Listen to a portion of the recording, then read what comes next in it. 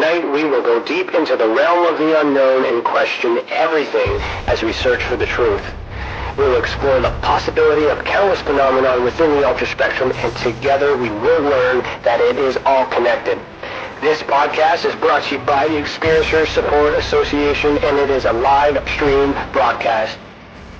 If you have a question, send me a super chat or become a YouTube member. This podcast is brought to you by the Experiencers Support Association. Take a seat, relax, get ready, and welcome to Beyond the TinFoil Hat.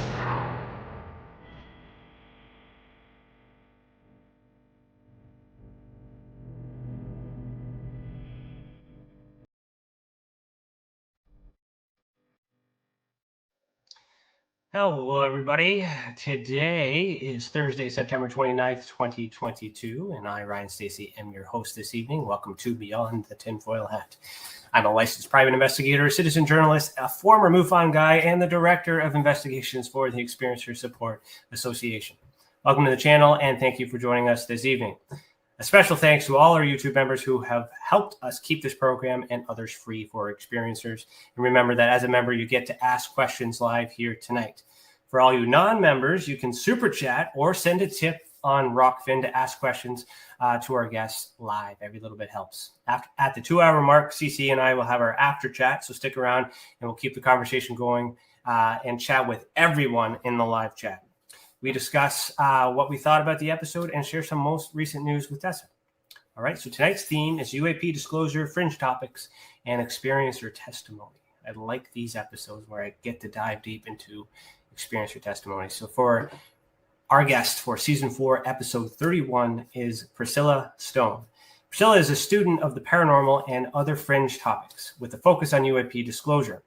Her first UFO experience was at the age of 5, sparking a series of events and a drastic change in worldview. She also has a background in molecular biology, where she learned how to properly conduct and vet research. That's a valuable asset. Her channel, Quantum Wytch Cafe, creates a safe space for experiencers and authors of all types to share their altering events and chat about all things paranormal, fringe, strange, and UAP. She's also the host of UAP Book Club, a book club that meets monthly to discuss the latest UFO/UAP book. So you can find her on her YouTube channel, Quantum Wytch Cafe, and that's Witch with a Y, by the way, WYTCH. And you can also find her on Twitter, Instagram, and TikTok. So Pricilla, put on your tinfoil hat. We're about to go down a rabbit hole. How are you doing? How are you? Thanks for having me. I'm great. I have to say this. You have the best name in the world. The second best name in the world. First best name in the world is my wife's name, which is also Pricilla. Oh, shut up. I've never met. But she spells it with an S. So she's S as in super Pricilla. Yeah, that's supposed to be there, but my mom just decided to leave it out. So I don't know. What did she name you after? Let me guess. She said she just liked the name, but as a lover of Elvis, I'm going to say that she named me after Priscilla Presley. Yeah, that seems to be the trend with the Priscillas. All right, cool. So we're going to start with the icebreaker question, if that wasn't one already, from Cece. So I'm going to play a jingle, and then we'll ask the question.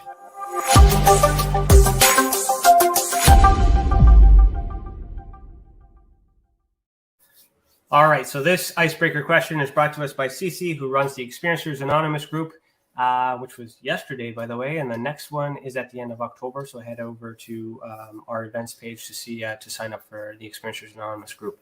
So her question for us tonight is: what is a book or movie on fringe subjects that helped frame your present worldview, or perspective?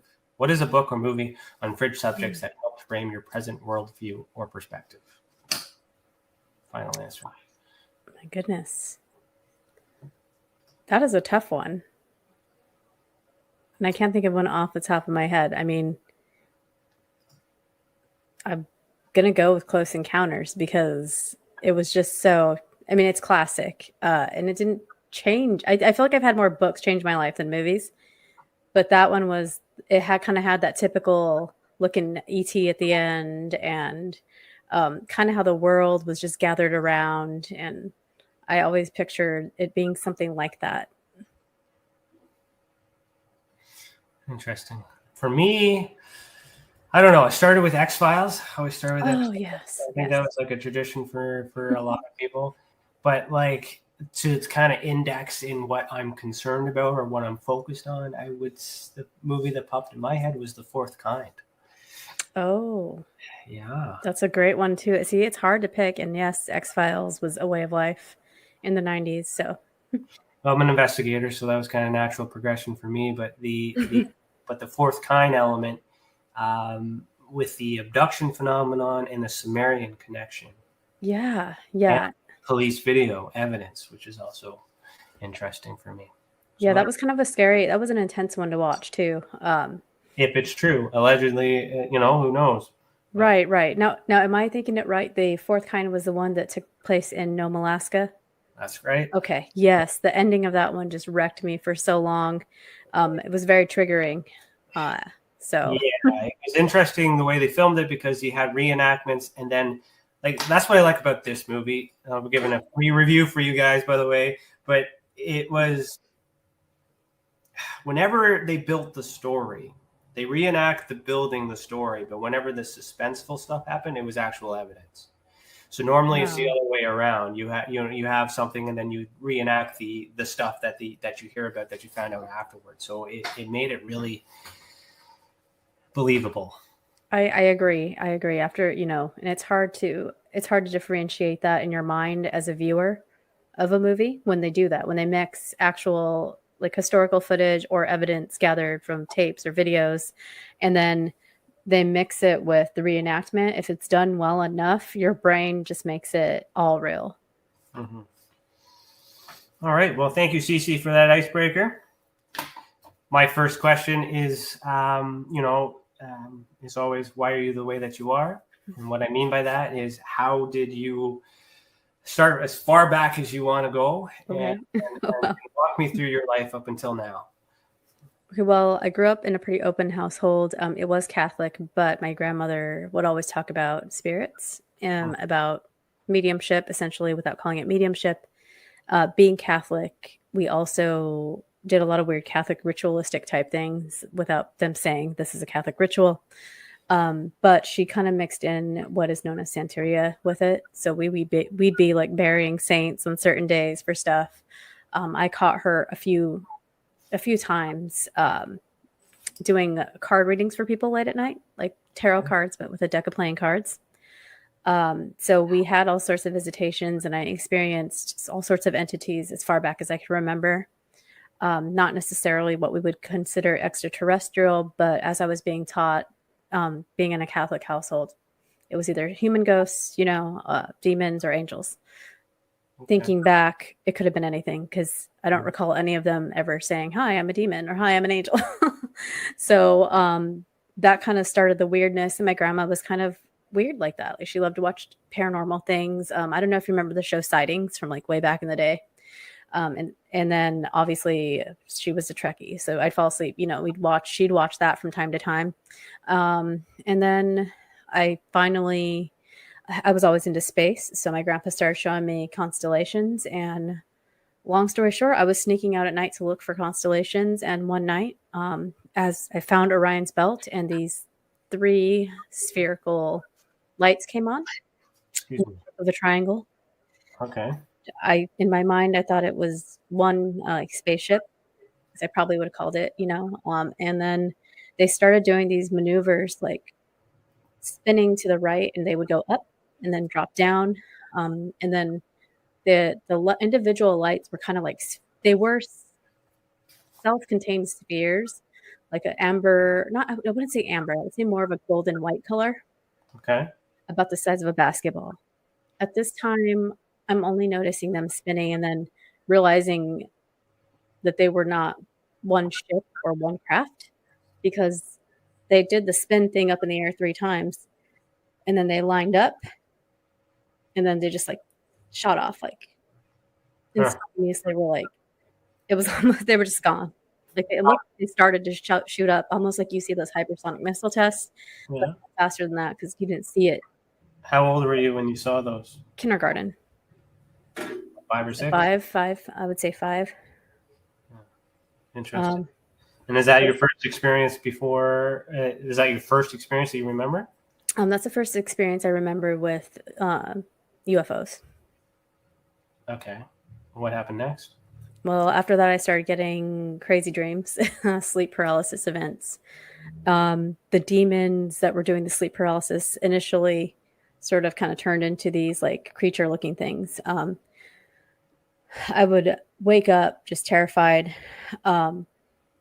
and my body would be sore. Like I would feel my whole body just like every muscle in my body was just like being clenched. Like if you got one of those muscle contractor things with the electrode and you put that on and like it clenches your muscle for you or contracts your muscle for you. It felt like that was happening all over my body and I couldn't wake up. And then I started seeing the figures on the side, which looked like kind of like a traditional gray, but mean, not like friendly.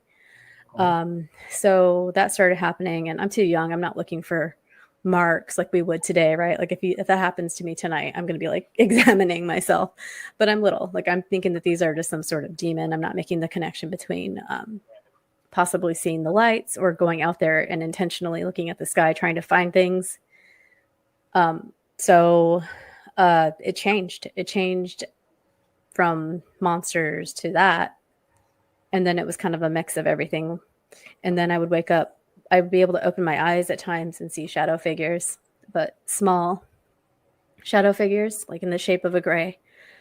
And it became to the point where I couldn't see a picture of a gray without like just get this sinking fear, like irrationally just paralyzing fear. I wouldn't sleep. I try to stay up all night.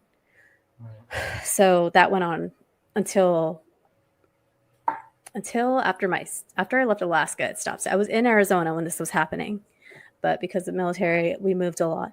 And after I left Alaska, the events pretty much stopped. But it was sleep paralysis with grays for a long time.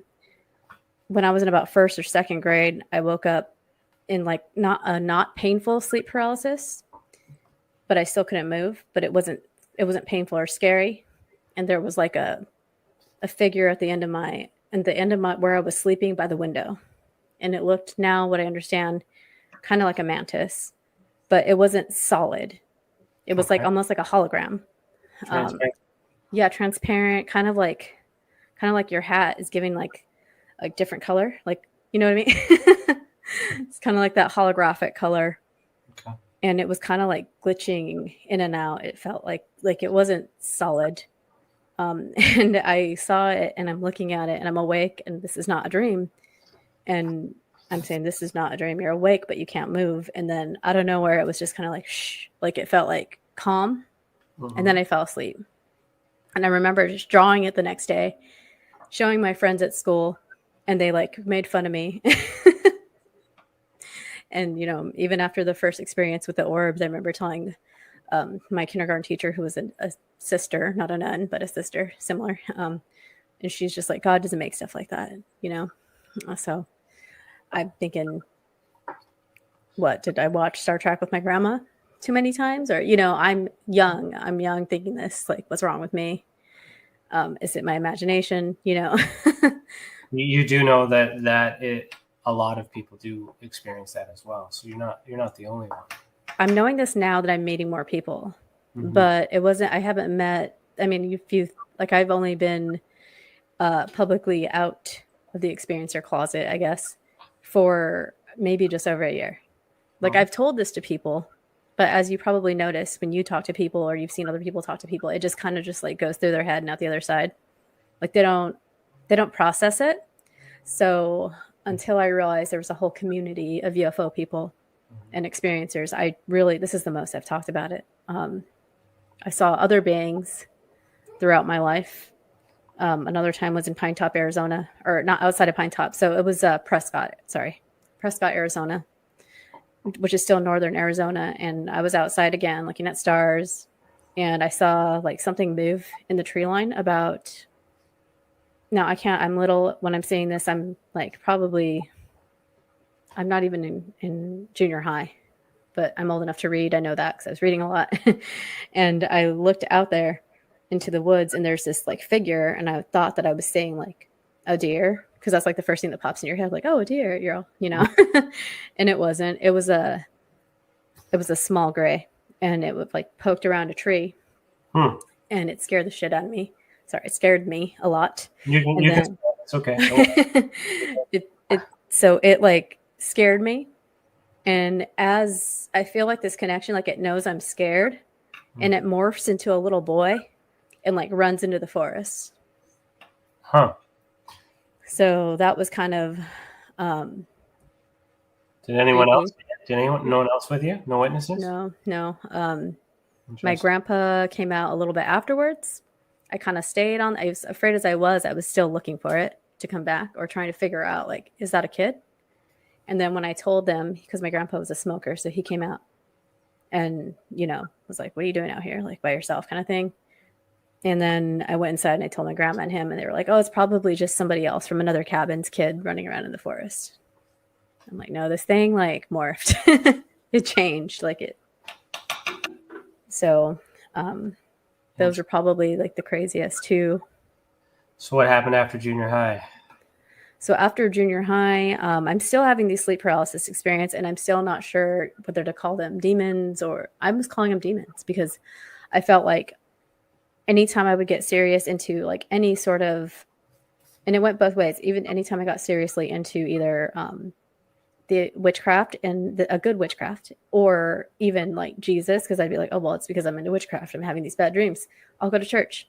Like anytime I got close to any sort of like source energy, it felt like I was getting like attacked. So I just assumed they were demons. But now that I know a little bit more about things, I'm thinking that, when you get into any spiritual practice, it opens your senses up. It opens up a lot around you. And you're able to have like your spiritual clairs turn on, like your spiritual, I hate saying gifts because it makes it sound like only some people have it and everybody do have it or does have it.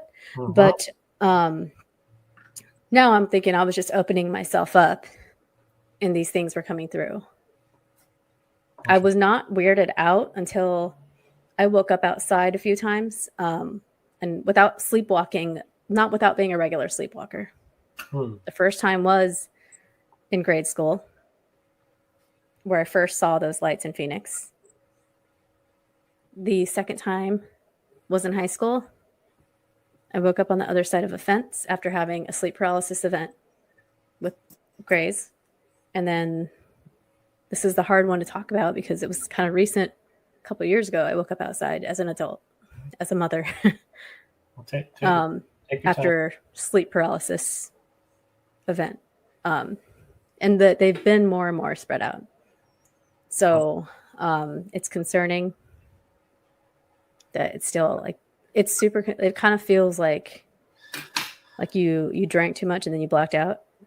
Yeah. And you don't know what happened. But I'm not really a big drinker. And yourself in order to verify those things, right? You've obviously already. Yeah. Like I don't sleepwalk. I sleep talk, but I don't sleepwalk. Have you ever been tested just to verify to make sure that that's not what's happening? Because that's sleepwalking. Yeah. I mean, you could ask anybody that's lived with me. Oh. I do. I mumble in my sleep and I say weird stuff. Like I talk in my sleep, but I don't like get out of the bed and like walk around. Like I'm not, It was dangerous though. Yeah. Walking into traffic. Yeah. Yep. I've seen people's security footage of them walking around, going outside. But yeah, like I don't get out of bed. So like waking up outside and like nobody's like responding. Like, like I'm outside all of a sudden. My husband's passed out on the couch and won't wake up. And the dog's just like, man, like I don't care about you. Like, like how does that even, it doesn't, and then, of course I want to say like, oh, I'm just into it too much. Right. But why haven't I sleepwalked since, or why don't I sleepwalk more? And why is it always around some sleep paralysis event or? Well, in order for me to answer that, we would have to really get into more detail and more personal questions that I don't want to ask here, but I'm thinking them in my head and I'm trying really hard not to ask that in open space and put you on the spot. Have you ever officially like made a report to any reporting agency? Have they helped you? Has there been any suggestions or referrals to by anyone to help you live with this? No, not really. I was in a space one time on, oh my gosh, what is it called? Clubhouse. I was on a Clubhouse space one time and ended up in a room with Alan Steinfeld, and he's like, you need to get regressed. Like, you need a past life, you need a regression. I'm not sure if I want to like remember anything, honestly. If I was waking up super freaked out, and until like the past couple of years, like now I love like little gray alien emojis, and I love now I've like embraced it. But there was like a point in my life, and all well into adult life, where I could not see one without just being like I wouldn't sleep. Like I'd try to stay up. You know, when you're afraid, you try to stay up as long as possible. Yeah. Like so. So okay, just piggybacking off of what you're saying, and then in real time. So we do have the option to submit reports. So if you go to our website and you hit submit a report and you choose to fill that out, that'll get sent to me directly, and then I can look at it. But like, it's not just investigations. When we talked about Experiencers Anonymous earlier, what we try to do here at the Experiencers Support Association is to try to I focus on investigations, of course, but once the investigations are done and we kind of rule out some of these things, which is why I asked that question, but we don't want to get into too much details here live. But then I could refer you to regression, or I could refer you to other people, but these are private people. But I would want, as a, because I feel like you don't want to know the answers either. But you might already know. You just don't want it to be true, and and that's fine. And everyone's journey is their own. Right. I've been told I should do regression for my own experiences. I refuse to do that because I don't want to know, because I'm trying to be unbiased with all these investigations and whatnot too. But I'm not saying you have to report to us. But what I'm saying is it would be beneficial if you were to document it, journal it at the very least. Keep a personal record, and then get your regression. Right. And then learn what you learn from the regression, because sometimes that regression is recorded, and then compare what comes out of the regression to the notes that are already established. When we get a report in and do the investigation, it's time stamped. And then after we do the referral, I can go back to the report and say, it's interesting that you elaborated, because I can also talk to it's also, you got to be careful with who you select for regression, because obviously there's monetary value. Some people charge, and if they do charge, that might be the motive, and they might imply or encourage you to believe a certain way. It might not be true, because they're just trying to line their wallets. So it's really hard to find that genuine one. But if it's backed with an investigation, or if you at least investigate it yourself and dial into questions that you want answered, when you go to the person that provides the regression for you, you can ask them to focus in on specific things that only you know the answers to, and then that. But the challenge with regression is once you unlock that, there's no going back. Yeah, that's the scary part, right? Mm-hmm. And like, that's why I say I don't want to know. Like, if I was something happened to me, great. I'm taking what I know, I'm putting it out there, I'm using it, doing my thing, but I don't want to know. Have you had anybody? Sorry, I know. Have you had anybody ask you, like, well, how can you advocate for experiencers if you don't do this and you're telling them to do this? Like, because I ran into that, which is the only reason that I've talked about this publicly. So how do I advocate for experiencers if I don't do what? So if you're doing an investigation and you recommend an experiencer or a contactee, whatever they want to be called, if you recommend that they do a regression to find out more about their experience, like, for example, like if you, like my mantis thing, like that's one where I'm like, what the hell happened? It wasn't mean. It didn't feel mean. I wasn't afraid. I was afraid because it was weird, but I wasn't afraid. If I do my regression and I find out all this weird stuff happened, I don't want to know that, but I've said that to people, and they're like, well, how can you suggest to experiencers that maybe they should get a regression when you don't want to do a regression? How can you, they're kind of saying like lead by example. Lead by example. What I mean?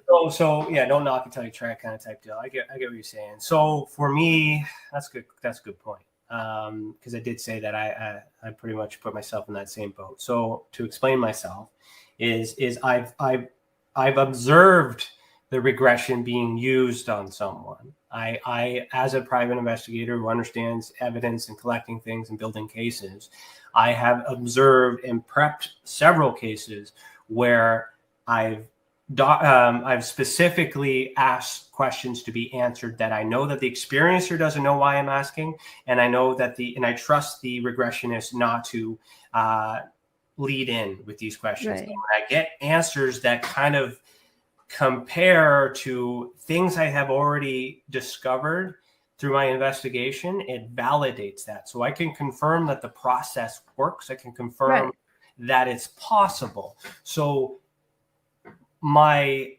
neglect comes from perhaps fear or I ain't got time for that. So, so I think it's fair to say, just because I don't do it doesn't mean I don't understand the use for it and the need for it. I don't know how else to compare that, but that's like the pandemic. If you decide not to be vaccinated, but you still appreciate the fact that people might need it, there's things like that. So how would you advocate? How would you explain that if I asked you that question? I kind of tend to joke when I put it under pressure. So I just I don't want to know what happened to me, and it's only one person and they were kind of trolly type. So, so I just was like, you're right. And then I've had people say it gently, like in the beginning, well, if you don't want to share if you share your experience, you might give other people, the confidence to share theirs. So that's fine. But the whole regression thing, like I don't need another existential crisis. And some people have to know the answers and they're compelled to know it. So that's the only time I would say, and I honestly don't recommend it because I'm not an investigator. I am here to listen to people. Do you know what I mean?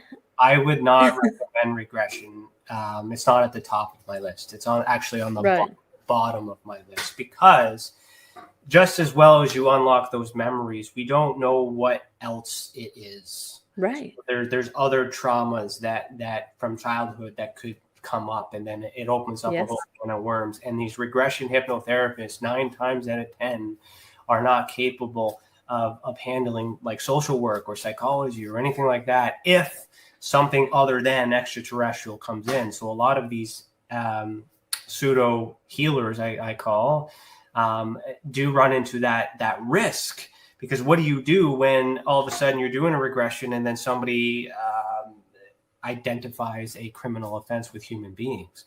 What do you do to that? You should report that to the police or report that to, you can report that to Tessa as well. As an investigator, I can help with that. But it's a very sensitive and fragile tool, yet everyone seems to just refer it, not realizing how dangerous it actually is. Yeah. So to continue with that thought, what would you recommend, or what do you think you would need as an experiencer, if not regression? You mentioned that you've never received any referrals. If you could refer anything to yourself or to anyone else who's experienced what you've experienced, what would you expect? What would you need? I think that talking in a group has been helpful. I have not been brave enough to talk in a lot of groups. Like I am a member of another experiencer group. And I chickened out of the first meeting that I RSVP'd to because I've talked on other podcasts like in depth and detail about my experiences because I wanted people to see that I am a safe space for you to talk to because I've done it too. I would refer people to a support group if they're comfortable. There's more, and I would refer them honestly to, now that I know your group is around, either your group or another experiencer group that I know. Refer them to everybody. Yes, because I don't know. I'm here to listen. Like I'm a friend, right? I'm here to listen. I don't investigate. I don't have a lot of investigations. I do research, but I don't investigate. I haven't been trained in investigations. I'm not a psychologist. I'm your friend, like you can talk to me if you want to talk to me, but I cannot give you advice on treatment or what you should do next. I think the first thing I refer people is to experiencer groups that meet and they talk one-on-one. And if they don't feel comfortable one-on-one, those people usually have people they can talk to one-on-one or refer them to the right people. Do they have to talk? Maybe some people will just show up and listen. Yeah, I think that helps too. Because the one in-person group I was at, there was a couple people just listening, and they were in tears, and we were all crying, and it was like just being around other people that make you feel less crazy, I guess. Mm-hmm. When you've been made to feel crazy or been made to feel like, oh, your imagination is just really good, like stuff like that. Just hanging out with a strong crowd, that's all. And then as you start to hang out, so experiencer groups, like the experiencer group, there's a few others like that. That the idea and the concept is again essentially bring like-minded people together to share and talk about what has happened to them with that belief in mind. There's belief there. There's comfort there. There's no judgment. And when you don't feel like you're being tested or investigated or interrogated, you start to hear similar things, and you start to network, and then you start to understand more from each other. That's a very healthy thing to do. That's why I said, if you're going to refer to any group, refer to all groups that offer that type of service, because it's up to the experiencers to decide what they want and what they need. If they try it, they need to try many different things, because our methods may be different than other people's methods. And something I say might resonate to you today, might not resonate to somebody else, and things like that. There's different perspectives too, but what we have in common is that we understand that the experiencer needs care, needs to be listened to, needs to be understood, so we can at least know, so the investigators at least, so I don't know if this other group has investigators, but so that at least the investigator side can follow the right leads to try and get answers to help understand. And because we don't have actual police officers, we don't have actual doctors we don't have all of these things. We have people that share the same passion and earning to take care of our own in this pseudo bracket, which is challenging on its own because it's not accredited. But really, if you remove all these certificates and all these things, what are we doing? We're just human beings taking care of our human beings. It's no different than opening up a door for someone when we see it. It's politeness, it's courtesy, it's needed. So when you get into these situations where you're not feeling that, not just getting that, feeling that, right? Those people are looking for specific questions, for specific needs to achieve a specific goal that is not in line with taking care of the experiencers. And that is something that's in disclosure. You mentioned UFO Twitter earlier, right? So if that's full of drama, right? And so you mentioned, we're taking a break from that sometimes, and that's just a different type of people. So I do want to point out the fact that you said that you used to be afraid of it. It took you a while to do it. You've done it, and now here you are, having a conversation doing that. So you should be proud of yourself to be able to work yourself into that moment, and you're setting the example for other experiencers who may have experienced the similar things. And so to segue into what you do, or is there more experiences? Do you have more experiences to share with me? They're all similar. They're kind of the whole sleep paralysis. Like I said, the more jarring ones I've talked about, like seeing beings, waking up outside, those sorts of not normal, right? But I've had like beautiful experiences with like angels, but now I'm second guessing, like, were they angels? Do you know what I mean? We're running into the whole ultra terrestrial conversation more and more. And now I'm like, were they some sort of light being? Because they kind of look like what people say light beings, and those were beautiful experiences in times of like emotional sadness or turmoil, times when, they felt like they were helping. So there's been experiences like that too. So, and yeah, but I think that they've all kind of like, I know that if I go outside, I'm going to see some anomalous orbs. Like, and people are like, why don't you take pictures? I'm like, because people don't want those pictures. Like, I care about those pictures when I see them, but people don't. They're gonna be like, oh, it's a ball in the sky. Like, I don't have a good camera, so I'm not gonna even attempt to take pictures of this thing. I think for me is when you say you're investigator, right? How does somebody come forward that has an old experience? Like, say, like when I was 5, that was my only experience, or in grade school with the mantis thing. Like, how do you investigate something like that, where like my grandpa's the only one I told, or grandma, and they're dead now? You know what I mean? How do you even tell somebody, you should investigate your experience when it's an old experience?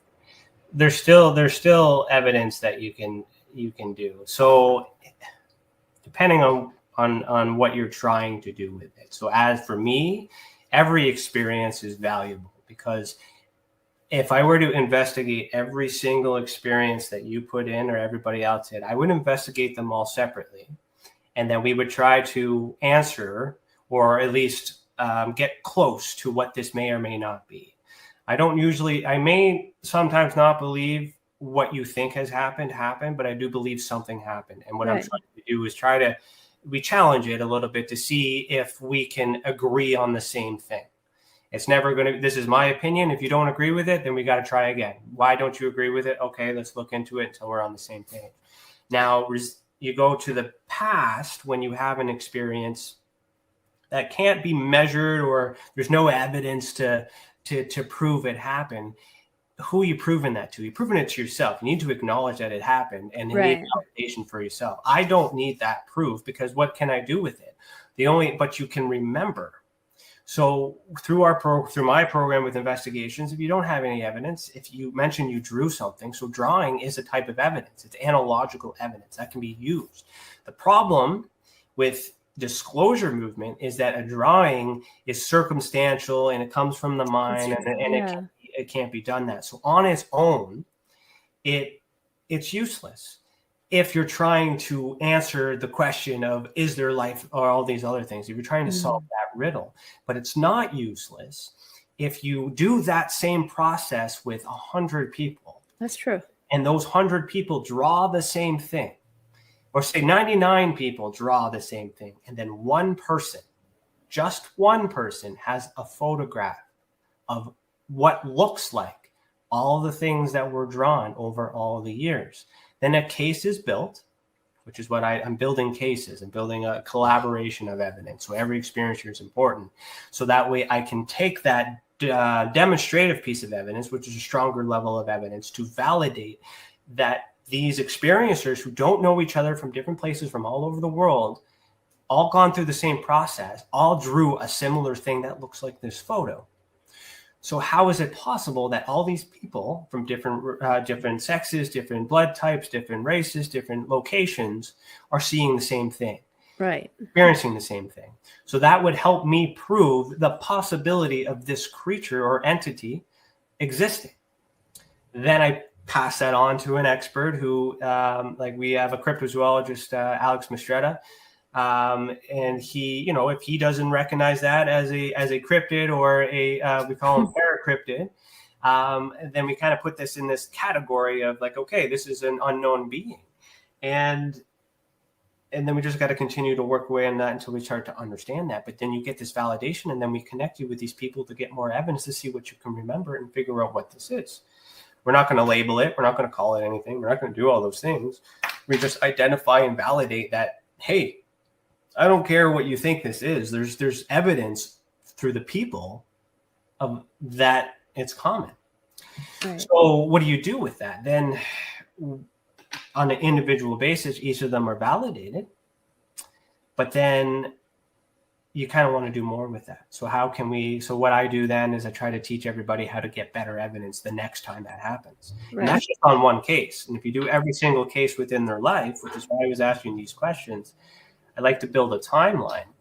So, you're now into like quantum stuff, you're still Quantum Wytch, right, into spiritual, into, and things like that, which is in later years of your life, which is kind of evolving from past experiences. Right. So when I investigate all of these cases on an individual basis because there's paranormal cryptid beings. We don't know what they're called. It's just isolated events. Some of these can be identified, some can't, and then we timeline them all.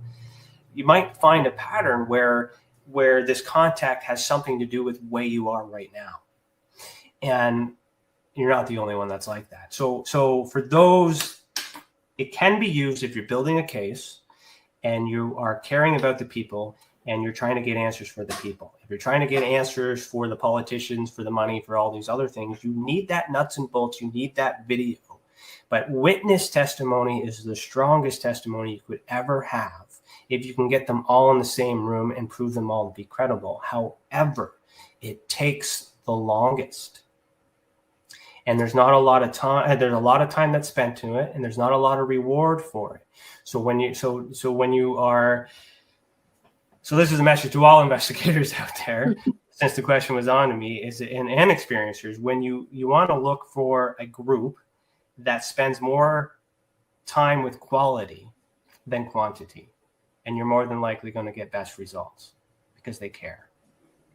It really does seem like you care. I've never really, I know people that, I think you're the first investigator that I probably, like, I've read about other investigators and I've read a lot of books. So it's one of those things where there are people that have taken it seriously, but it's refreshing to meet another person so passionate about it. And also you care about what people are saying. So I think that's important and people pick up on that. I not only care about what they're saying, I care about how they're feeling. Regardless of what I believe is the explanation for what you just described to me, I agree with you that it's terrifying to not know these answers. I agree with you that it's concerning to not know why you're going to bed and waking up somewhere else, whether there's extraterrestrial involved or not. Those are things that need to be looked at to make sure that you are safe and there is no underlying mental illness or condition that you may not have known about. We need to rule those things out. But just because we ask those questions doesn't mean that that's the reason for it. Right. There are some people out there that take alcohol, so ask questions. Were you drinking that night? And, so it's okay to ask that question, but it's why are you asking that question and what are you going to do with the answer? Because people think that if you were drinking, you're not credible. But I ask, are you drinking? So I can understand if you're under the influence to kind of get a index of, it's not so much for credibility, but to determine whether or not that alcohol or drug influence even matters in relationship to the event. So so that way, when the experiencer comes out and testifies or shares their experience, and someone comes out as a heckler and says, "Oh yeah, they were drunk that night," like, yeah, they were drinking, yes, but these people weren't, so that doesn't matter, right? So the problem we're having is everyone is not taking. Is no one's compiling the data, bringing all the experiencers together.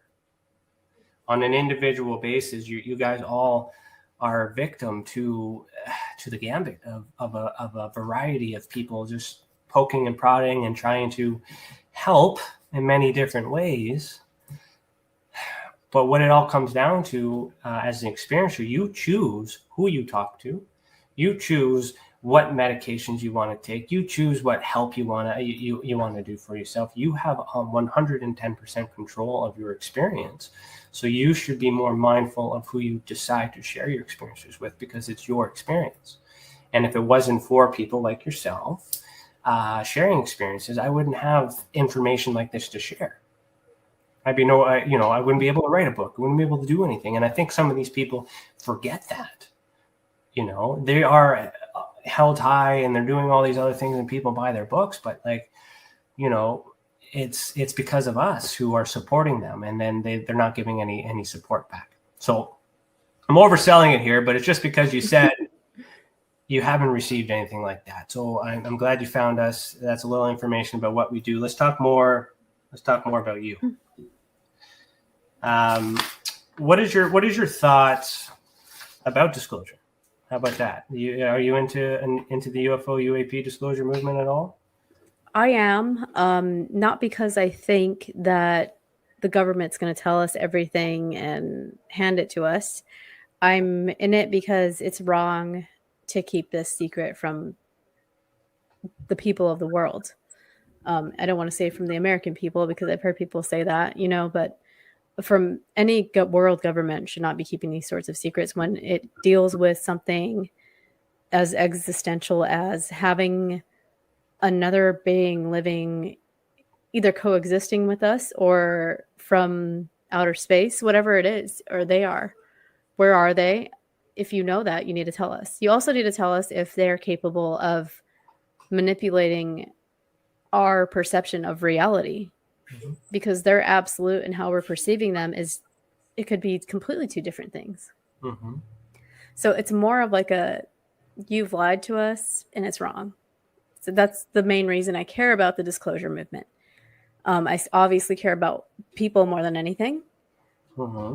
But I do think that since there is a fire lit in people right now to get government disclosure, official disclosure, I think that we still need to push that, but also still hold space for experiencers and contactees and people that have had these crazy experiences. Like you have to have both.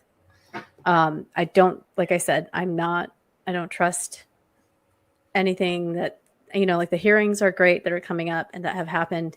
It's great that that's happening because it's turning lights on for people that would not have believed this is real had they not had their government acknowledge it.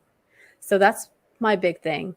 I don't need disclosure. I've encountered so many things, so I know there's some weirdness happening and I don't need, so this disclosure has happened, in my opinion. I think so. Yeah. Happening. And there's personal disclosures, there's personal truth and real truth and things like that too. You say that they lied to us and you say that they know, but like, is it possible that the government actually doesn't know and this might be something else? Yeah, they might not know what it is, but they know something is happening. They might not. They've acknowledged, they've acknowledged that they too also don't know what's going on. Right. But how long has that been going on? How long have they been trying to figure it out for? And why are they just now saying, yeah, we've been trying to figure it out? Do you know what I mean? Does UFOs mean aliens though? No. So it could. What does alien even mean? And now alien can mean so many different things, right? I could go to another place and they call me an alien on this planet. So when we're fighting for a disclosure or a confirmation or validation, and it's on that belief that they have lied to us. We haven't been able to prove that they have lied. We just think they're lying because of other things that we get through documents that are redacted. Same thing helps here in Canada. So, there's missing pieces to the puzzle and we speculate. But that doesn't mean that it's true, because when we get these documents, they choose what we get to see because they know what we do and we know we're missing the information and they might know the truth. But what if it's not aliens? What if these beings that you're seeing are human? Yeah, that's the other thing. If they think that there's humans that are coexisting with us for however long, maybe before us, right? Maybe in the ocean, maybe in caves, who knows? If they're coexisting with us and you're looking into that, wouldn't it be wise to let us look into it as well with your support versus us just making all these podcasts? We're all putting work in, right? We're all researching the same stuff because that's all we can see right now unless we talk to different people every day. And even then, like you said, there's a pattern that evolves from talking to different people about their experiences. But if it's us and we've been like coexisting this whole time, and you're looking into that as a government, as a country, and I'm saying government, people hate the word government, but I'm talking about all the different agencies involved that creates a government. If they're investigating that and they're concerned about it, whether it's just out of curiosity or national security, that gets thrown around a lot, we should be concerned too. We want to know too.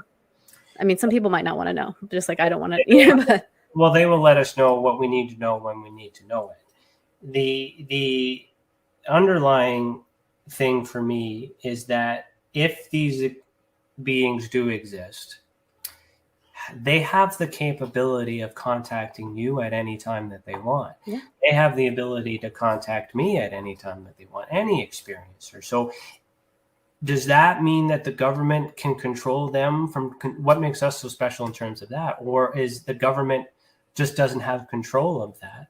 It's something that does coexist, as you say. So the confirmation that we get is from the experiencers. Experiencers are disclosure because for some reason we are connected and we are able to see and we are able to feel and experience this other place which these beings come from. Right. So the government may not be able to explain that, but I don't think they can control that. Right. But at the same time, they need to control us because we need to do what is needed to do to keep this world going. And there's a master plan to that. So if the government decides to not tell us anything, is that for good reason, for the greater good? Can we not trust that they're not telling this for a certain reason? Because imagine what would happen if everybody knew aliens existed. How many people would would jump off a cliff? I don't think that everyone is ready, to be honest. But at the same time, I also pay attention to history. And not everything that they say they're doing for your own good is for your own good. Mm-hmm. My dad's side is Native American. And a lot of that assimilation, this happened everywhere, right? Especially in Canada too. That was supposed to be for their own good, to civilize them, the assimilation camps, right? So I mean, I know that's like people are like, well, now you're taking it to a whole conspiracy theory. I'm not saying that I believe that, but I'm also saying that you have to give people the choice. Otherwise, they're going to find out later, and then you lose more trust in the process as a government running a nation of people that are supposed to be able to kind of think for themselves and contribute to your decisions on what we see and what we don't see. It's challenging. It is, definitely. Because in their position, they're responsible for several billion people that could interpret any message one way or another, and it's not going to be a universal thought. True. No matter if it's the truth, some people aren't going to believe it. It's going to be challenging. So if they know what it is and they choose not to tell us, do you not feel safe in the sense that at least the government knows and it's handled? Because it's not overbearing, other than your personal experiences, which appear to be demonic, perhaps because, and I'm reaching here because I don't have all the information, but perhaps the intent of the reason they're visiting is not known to you, so you assume it to be negative because you haven't conversed. I didn't say but it is something that doesn't look normal. It's in your bedroom or whatever. All these things that happen, circumstances does appear. It's an intruder and it is scary. But was their intent to harm? Was their intent, right? So there's a lot of things. I think about that all the time. I think that in one experience, it was kind of like, we're not trying to hurt you. We're just doing our job. Or they're maybe looking back going like, do they see us? You know? Like, or like, like little things like a mosquito's biting you, smack it. Like, what was that for? It was just I'm not trying to say like, I know that some people's experiences, especially after doing regression, they're very traumatized by it. They have all this horror. They have to work through that, and some cannot work through that. Right. So I know that scary things happen to people that they cannot rationalize as saying, oh, it was just doing its job. But at the same time, all these things need to be taken into account, right? Yeah. And it's hard to find one answer because I don't think there is one answer. No, but it's fair to come to these conclusions with missing information. And so if the government says yes to one thing, they have to say yes to everything. They can't say aliens exist without saying ghosts exist, without saying Bigfoot exists, right? All these things, right? So it's challenging. Religion will be destroyed. All these other things. So I'm comfortable knowing that they know and they have it contained. But do they have it contained if people are waking up to these things in their bed, or not in their bed, but next to their bed, or? So I think that's why we're allowed to do what we do, and it hasn't been stopped. Because movements and protests, like, you know, all those things happen all the time. And then there's a lot of movement that happens before change happens, but they are restricted to what can be changed unless the people make a change, right? We get more experiencers together. With my research, as I explained, one of my main goals is to take all this data together and present that in such a way to be like, hey, I need answers here because some of these people could benefit from mental health services to verify definitely. Whether or not this is true. You don't want to be considered crazy, but can we at least, like, can you help me here on a professional level to just to make sure that this isn't real? Because I think it's real based on all these other testimonies. Oh, it would be great for them to prove to some people, right? Like, oh, this isn't real, it's fine, and it's real. So that's why when you get into all these circumstances, the government will eventually assist with civilian agencies and things like that too when they see enough push and cause for it, and that's when they start funding. But when they fund, that's when everything changes because they now have control because they now have the money. So are they funding it to help or are they funding it to regulate it and to keep it controlled? What are your thoughts on that? And then we'll take our commercial break. Yeah, the thoughts on that are, I agree with that. Is there an ulterior motive? Which is one of the reasons why I see Avi Loeb does not want to have a lot to do with the government when he's running his Galileo project, because he does not want them to have their talents. He didn't say this. This is like paraphrasing. He doesn't want them to have rights over things that he's found with his project or his study. And I get that, because the second you collaborate with somebody, it's theirs too. But he's got to make his own money somehow in order to fund the project and things like that too. Absolutely. Is it easier to take money that you're not sure what sort of strings are attached to, or is it better to take the longer, harder route and get independent funding and get the research that is completely yours that you can share with the public? It just takes one person in this world to find that definitive proof, and then it's an answer for everybody. If it's not going to come from the government's giving us enough of information for us to put the pieces together. I think they just want us to figure it out. And once we figure it out, what do we do with it? And we're working for free, right? They're not. For the most part, We just need to evolve as humans. So I think we're the special ones. I think we are gifted. We're able to see it. I know gifted's not a good word to use, but I think there's more human element to it than we realize. And they don't want to tell us that, because then we become more powerful. And, we get into remote viewing and all that other consciousness stuff. Yep. So we'll pause right here, and we'll continue after a message from our sponsors. If you're listening to Beyond the Tinfoil Hat, this audio only version, head over to youtube.com/The Experience Support Association to see the video that goes with the audio. You're listening to Beyond the Tinfoil Hat, a podcast by the Experience Support Association, and we will be right back. It's your business. It's your property. Your assets are worth protecting. Blacklight Investigative and Surveillance Services specializes in patrolling and inspecting residential or commercial property against fire, theft, vandalism, terrorism, and illegal activity. People and buildings are monitored to prevent crime. Keep your property, your people, and your assets safe from threat. Our elite staff are dual licensed private investigators and security guards. Blacklight Investigative and Surveillance Services. Go to blacklightiss.com.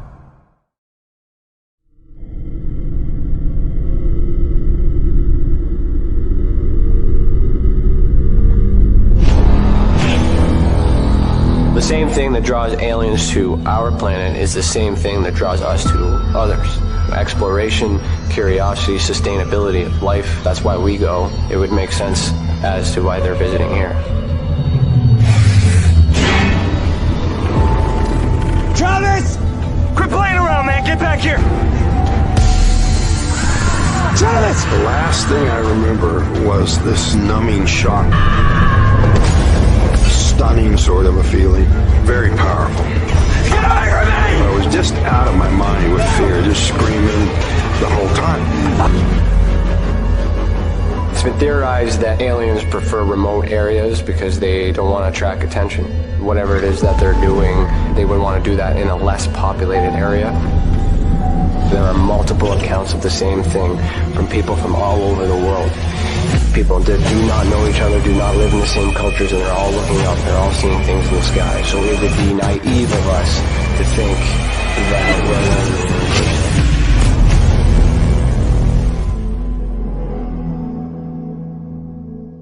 Ryan is one of Canada's leading new UFO investigators. He conducts and oversees UFO investigations on a constant basis and was really taken by his research. He's compiled a tremendous amount of data regarding UFOs in Canada. Just as interesting, he really goes over how UFO investigations are done and what are some of the mistakes that people make when they submit evidence. Note for starters, don't edit your videos or photos before you send them. If you want to hear more follow-up conversation between Ryan and myself, you can go to richardolanmembers.com, where we have a candid conversation on ufology, the paranormal, and more. And remember, while we learn and grow and search for the truth, let's be good to each other.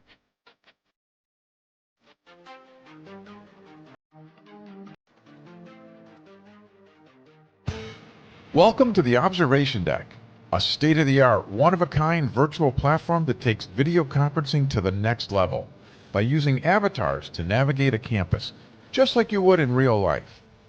First, you install the application and design your very own unique avatar.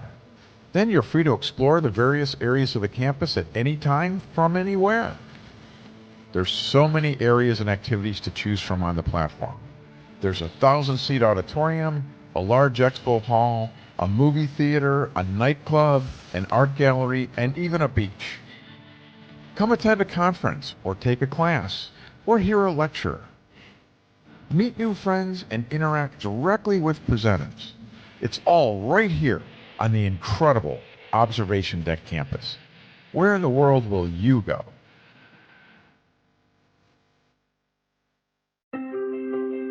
Have you ever wondered, or maybe just thought to yourself, if there were others just like you? You know, people with extraordinary abilities, psychogenic advancement, and perhaps unique intuitions. Maybe you just wondered if there were other people who experienced unimaginable, unexplained, or even unusual and paranormal events. Are there people who have more questions, more fears than answers? Well, you're not alone. You've never been alone. We believe you. Sign up for EA today by going to tesacan.org/EA. That's TESACAN.org/EA.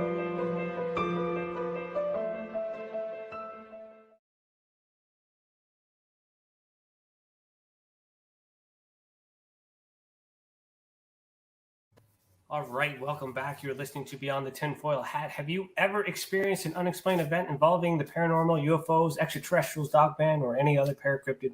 Head over to our website, experienceyoursupport.org, and submit a report. Let the others who have already reported be that example that proves we are making a difference. If it wasn't for these reports, we would not be able to do what we do, and for that we thank you. And if you're wondering where I get this hat like this cool hat that I'm wearing today, please visit www.tinfoilcap.co. Every purchase made goes to support the Leak Project. Thank you, Rex Bear. You're in the chat. I saw you. You got your tester shirt today. I'm glad you have it. I'm sitting in the chair with him tomorrow for a interview, and I hope you're wearing that shirt because it'll be good. It'll be like Freaky Friday. I'm wearing your hat. You're wearing my shirt. It'll be a good episode. Okay, so where do we want to? What about psyops? So we're kind of leaning towards that. So if it's human oriented, just to try and figure out, bounce some ideas about what may be happening.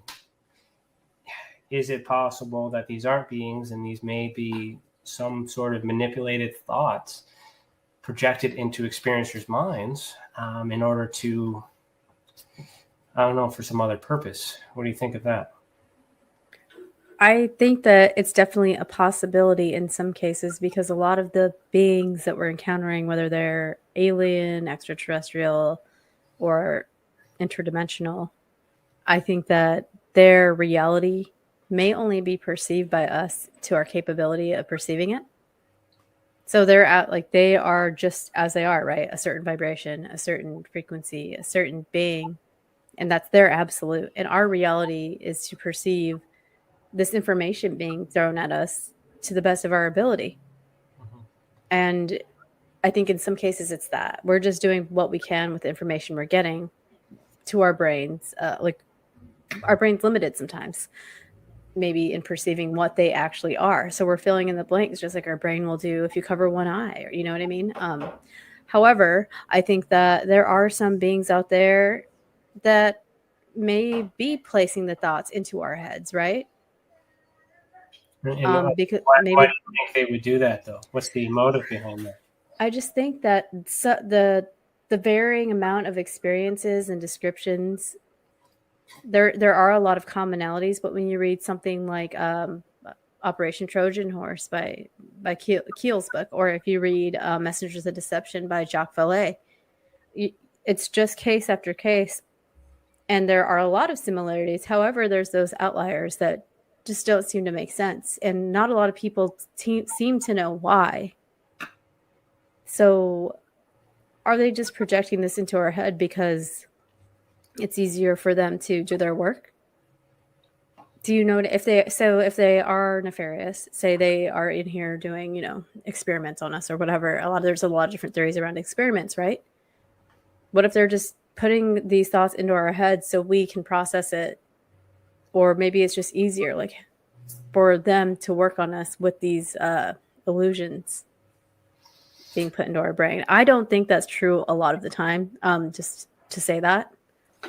But there are cases where you're like, well, why is their experience so different than some? Or why are all these experiences from, like the Greys, for example, why are people always taken into these sterile environments? Is that real, or is it something being projected? It does have that experiment type vibe. Like a movie came to mind was Mercury Rising. Have you ever seen that movie? I believe that I saw it a while ago, but I couldn't recall. It's got Bruce Willis in it. It's got the boy there from The Sixth Sense or whatever, I think. But anyways, basically the CIA puts a code in a puzzle book, and then that's right. Yes, I remember it now. It solved it, and then all of a sudden he's like this, like they want to get him because he code break the most notorious code that could ever be broken. So I mean, the narrative is that they did it as a joke. They didn't think it would ever happen, but it happened. But what if it wasn't a joke? What if it was intentional? Maybe they are projecting something out there, a net projection, and some of us are tuning into it. Some of us are responding to it. And are they evolving us? Are they changing us? Are they trying to make us better? And are they trying to make us crazy? Is like to each as the subject matter, we're going to have one way or the other on anything we test, right? So if they're intending on harming us, and then those that can't be harmed, that's obviously the other side that they're attacking. I would suggest that the reason behind that is because they don't want us to be better than what we are. They don't want us to take over. But what if they want to encourage us to be better, and this negative stuff is just a side effect? Right. Right. That could make sense, because just because something is scary doesn't mean that there's intent to harm, right? Mm-hmm. Anything can be scary if you're viewing it a certain way. Think of I've suffered anxiety for a long time. Things that are not scary to normal people would put me in like a panic attack. Yeah. Do you know what I mean? So it's how we're processing the energy of the moment. And that doesn't mean like it's like we're taught like a demon. Now I'm even questioning what are demons now at this point. Like the traditional demon, I'm here to hurt you and take your soul or whatever. It doesn't feel like that sometimes, but it's still scary, right? But then there's things where you're like, I know this thing's going to hurt me or is trying to hurt me. But is it hurting you as a side effect, like you said, or is it actually trying to hurt you? If it's actually trying to hurt you, why are you still here? Why aren't, why do you live to tell, right? Exactly. So the intent, that's what I'm trying to narrow down, is to prove the motive and the intent. And then once you can establish the intent, you might be able to determine who the suspect are, who's responsible. Suspects, right? Because there's so many different types of beings that people experience. Yeah. So, and that's it. They have to test it. There's all these rules and things like that too. What better way to experiment with the mind, because it can't be proven. And if you do speak out, they medicate you, they lock you in a room, and they Right. like schizophrenia. Like there's all these options available in case the experience goes haywire. So with this hive consciousness, I think if this is the way that it needs to go, they need more of us to develop these abilities, more of us to teach others or encourage others like yourself to enhance and empower these abilities. And then that way we're capable of doing something, whatever it is that they need to do. They're not going to tell us to do that.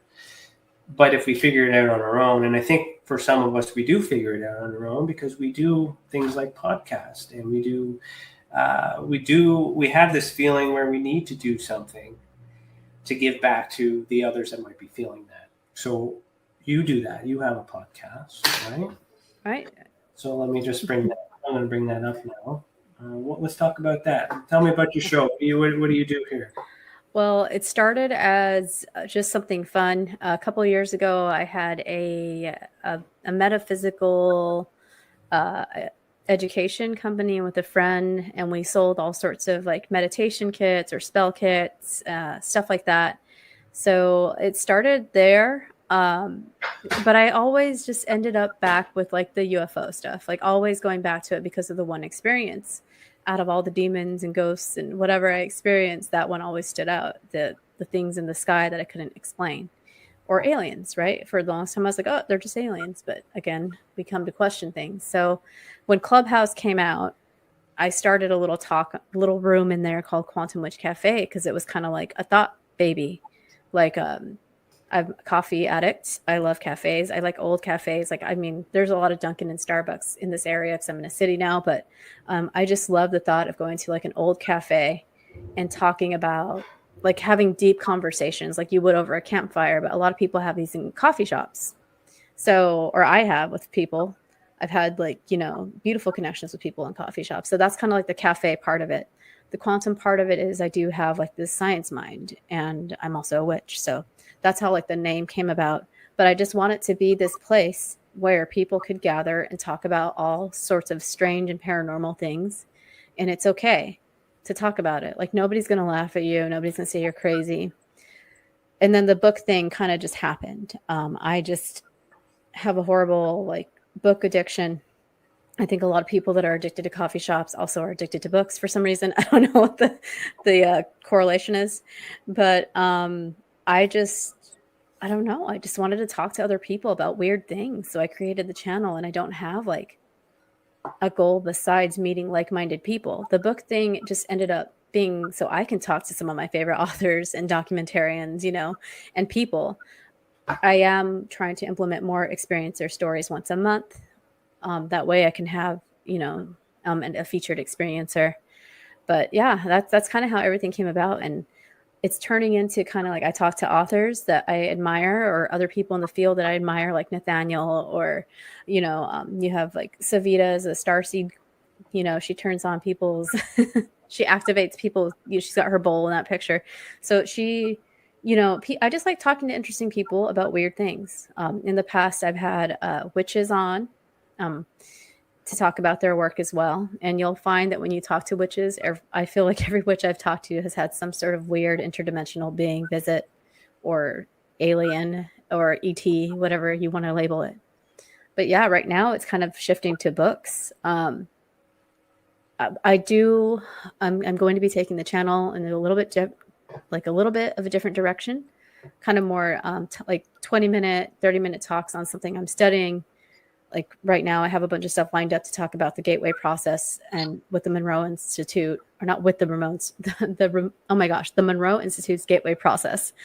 I've been obsessed with that paper that was, declassified, because that paper, not so much the paper itself, but it's led me down different rabbit holes about consciousness that I really find interesting, and how that could relate to how we experience the phenomena, like in our dream state, in a hypnagogic state, like where time is so different. Growing up the way I've grown up with my witchy beliefs, dream time is a whole nother place. It's not just a dream to me. So, but I'm finding that more people feel that way than will admit in the past that, you know, more people are saying, yeah, it was a dream, but it was real and it had a message or something. And then you get into the whole quantum mechanics side of things, the many worlds theories, how the relative versus the absolute. Like, just because this is our reality does not mean that it's the only reality. Mm-hmm. And if you go into another space, none of this might matter. And if it's the extraterrestrial space or the interdimensional being space, it could be all the same space. Well, yeah, I think there were, you know, we could be woven in with one another, right? But just on different frequencies. Different people can get to this space by doing different things at different times in different ways. The space exists. When we dream, who knows where we're going, but you know, but it could be the same space. Does it have to be physical? Do you have to go anywhere to experience anything? No. Are we actually going anywhere when we're going somewhere here? Because you can't prove that to me. You can through Newtonian physics, but when we look into quantum mechanics and all these weird physics concepts, that all kind of falls apart. And that leaves a lot of space open to explain Yeti, you know, Sasquatch, spirits, cryptids, aliens, interdimensionals, ultra-terrestrial, you know, the umbrella term, you know. It's just there's so many weird things and wild things out there and varieties of it that all these people, all us people experience, and no one's able to capture any of it. No evidence of it at all. Just getting close. So in order for it to all exist, it would make sense if it was in our minds, or our minds are able to travel to this place, because that's where it's all happening. And perhaps us as experiencers don't realize that what we're seeing in this world isn't actually in this world. We have the ability to see both worlds at the same time and not realizing that it's happening, which is why when you take a photo and you look at it later and be like, how come I didn't get it? Because the camera is in this world, but your mind, you know, is in the other, and you're seeing them together. And that would be the smoking gun. That would be the ultimate disclosure, to be like, yes, consciousness is alive. Consciousness is connected to all of us. And, you know, this is God, you know. So. Yeah. It feels like all that is kind of recent though, right? It's so recent if you think about like our history as humans, to say that I feel like we're almost circling around, because the people that used to see in between worlds were the shamans or the medicine people, right? They used to have value in the society. And that was normal to them back in the ancient and all that stuff. And now we're like, well, we can't. And then now we're just kind of getting up to speed. We're like, oh, now it makes sense. But physicists are like, well, we're beginning to think this and that. And I'm like, bro, I'm a witch. I thought this the whole time, you know, like. Or not, you don't even have to be a witch, you know, just a spiritual person or open-minded person. It's strange that you have to be self-conscious about thinking these sorts of things in certain settings, right? Like, I don't talk to anybody in my family about this. Nobody, not even the closest people. I think the closest that have come is like my son had a question about a cemetery we were driving by, because his school was across from a cemetery. Yeah. And he started asking all these questions about like what happens to you when you die. That's probably my 5-year-old son's probably the last person I had. We're still trying to figure that one out. Oh yeah, definitely. So I told him all the different things that people thought was going on, you know, and other people just don't want to talk about it. Like, there people just don't care in some cases. They're just like, no, I'm good. I'll watch the game and that's it, you know. Well, there's different types of people. You know, the one guest you mentioned here, oh, sorry, I don't have the screen shared, but it's still on my screen here, the starseed, right? Yeah. Starseed is a term that's quite often used to identify a select type of beings within the beings that are, you know, part of the old way or the new way or current way or whatever. I mean, something's up. And that's why I like working with the people and understanding the people and trying to encourage them to use their abilities for good, because then that'll catch on, that'll spread like wildfire, and they will maybe activate more star seeds and things like that. And then if we're all vibrating on the same frequency and we're all vibrating positively, then that would help negate the negative thoughts and all that other stuff too, because everything's energy. So call yourself a witch. You say this. So to you, what is a witch? How would you describe that? How does that apply to you? And I'm just curious to know why you use a Y instead of an I. Well, that's a lot of questions. I can answer them all, maybe not in order, but I consider myself a witch because since I could read, I was curious about different spiritualities and religions and finding kind of like the common thread in that. And as I went through school, you learn about physics and atoms and all that. And then at one point I realized magic and prayer and all this stuff is just physics. It's just energy, right? And when you're doing witchy things, you're actually utilizing the energies or spirits in some cases, like plant spirits. So that's why the whole Quantum Wytch thing happened. And I consider myself a witch because I like to work with energies around me, whether the energy is like burning a bay leaf is a super common thing for good luck, or carrying one. You're working with the energy of that plant. It has a specific signature and atomic structure that makes it a bay leaf, and people seem to get luck when they carry it. So if you get smaller, smaller, and smaller, and think like on the quantum level or atomic level, like only certain combinations of things are going to make a bay leaf. Only certain elements are going to create a bay leaf or whatever plant or herb you're using, or anything really. So, and even the dead things like glass and plastic were once part of a living thing. And then you get smaller and smaller and smaller, and it's all just energy. It's all just the same stuff rearranged so many times.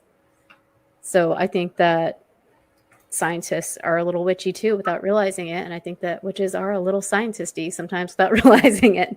Well, to put it simple. Really good way of putting it. Yes. And they are why they're afraid of. Right, they are, and it's so funny that we have there's so many commonalities between people that consider themselves opposites than they realize, because it's just the other side of the coin. You're like right next to this person.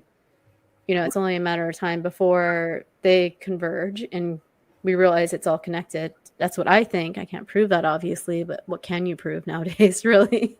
The Y is from the term weird, which actually used to mean wise. If you search like the meaning of the word YRD. So that's where that came from.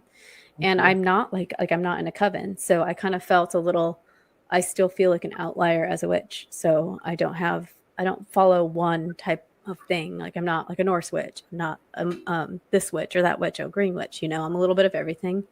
But then it all ties back to, I would say, physics and energy. That's all magic is manipulating energy. And even when you pray, you're using your words that are vibration to carry out through the universe to get this thing that you want. I don't know. So that's kind of it in a scatterbrain nutshell. No, it identifies who you are, and that's your reasoning behind it. No, there's nothing wrong with that. That's good. I mean, it speaks to the research elements as well, why you're so involved with this, and with your experiences too, right? It just fits.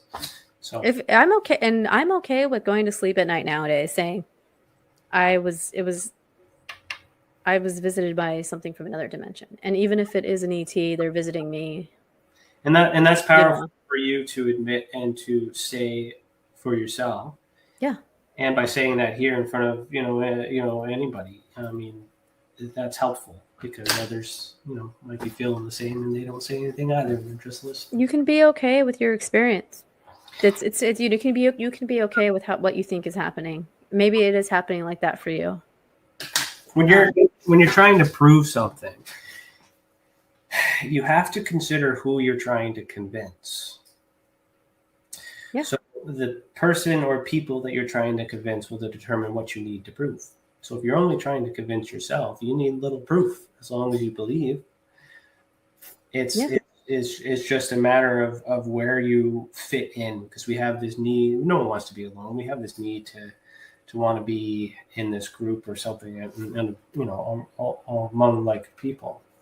So I think before like this new age of talking about experiences, there was a lot of oppression. There's a lot of people not being able to talk openly about it. And this UFO disclosure movement or whatnot, whatever it is, whatever motive it is, it's allowing us to speak about it more freely, right, and more comfortable. And perhaps that was the plan, to remove the stigma so we could talk about it and not be laughed about. I like that because we hear so much the doom and gloom motive, right? We hear so much that they're just trying to invoke fear in us by saying it's national security. You hear so much of like the negative possibilities. I like that you said maybe it was a plan. Whose plan is it? I don't know. But the plan is to get more people's light bulbs turning on and realizing like, hey, like this is real. We're not all that different. We literally are not that different. You know what I mean? If we get burned and ground up and mixed together, it's going to be really hard to differentiate unless you do some hardcore science. Well, we as the people have the power to change as well. So to give us that little bit of energy or that little bit of opportunity to, rally up the troops, we strengthen numbers. We might be able to, do some good. What harm would it be if a bunch of light workers got together and all of a sudden meditated on the same thing and all of a sudden at a quantum level changed the world? But there's so many people. I believe that there is the amount of people that are woke, I guess, if I can use that term properly. I don't know if I'm using it properly, versus those who are not, who are still sleeping. I think we need to wake more people up. And if we wake more people up and they start to realize that, then none of this other stuff matters. We're not focusing on the negative. We're not focusing on the trauma. War. What? Who can? Another one? It's just that. Also, when negative things happens, we all feel it. Like when the Queen died. Whether you're, I don't know if that works for America, but we all felt it. Yeah, it depends on what kind of American, right? And it depends on what sort of Canadian. The whole world, the whole world was resonating, I guess, in some way, or at least thinking about it. Yep, in some way, yeah. Some might be celebrating and all those other things.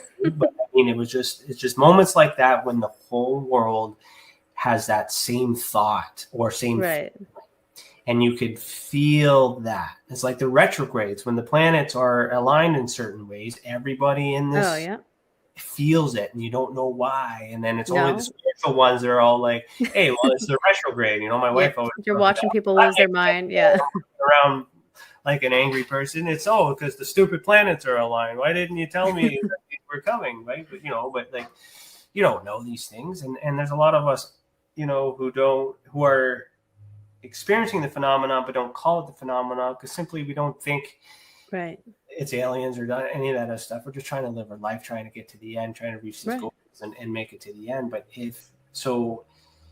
but still a common thing.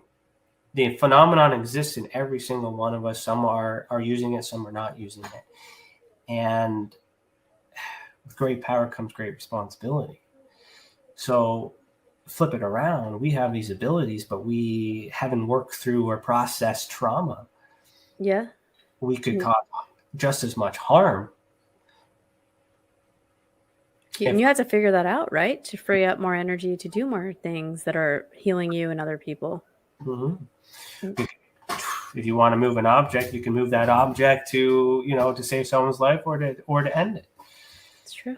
Right. So there's that's another thing too, that if the government is holding on to that nugget saying that, we do have the ability to do this and we've known this and this is how, are you willing to bet that there's more good people than bad people on this planet? No, I don't know. I want to think so. And we all get superpowers at the same time, or just realize how to get into it? No, there was that one movie, right, where people had no rules. The Purge? Yep, The Purge. Yeah, I had a nightmare about that I was in that. And I'm like, I'm not trying to kill anybody. How'd I get out here? But But if we had superpowers in that movie, we'd be able to survive. oh, for sure. Yeah, that's funny. That's interesting to think about if everybody got superpowers like right now. Yeah, well, would that solve the world's problems, or would that just create more problems for everybody else? Because how many people? Because we need more people doing more good things, and then there has to be a balance.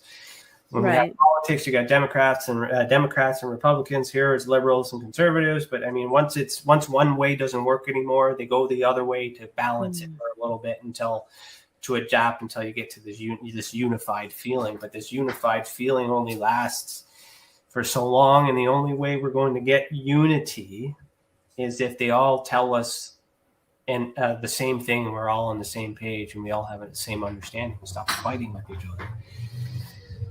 Okay, where do you want to go with this? We're in a rabbit hole. We are beyond the tinfoil. We are. Yeah, I don't know. Quantum Wytch, we talked about other things here. Talked about the government, psyops. Is there?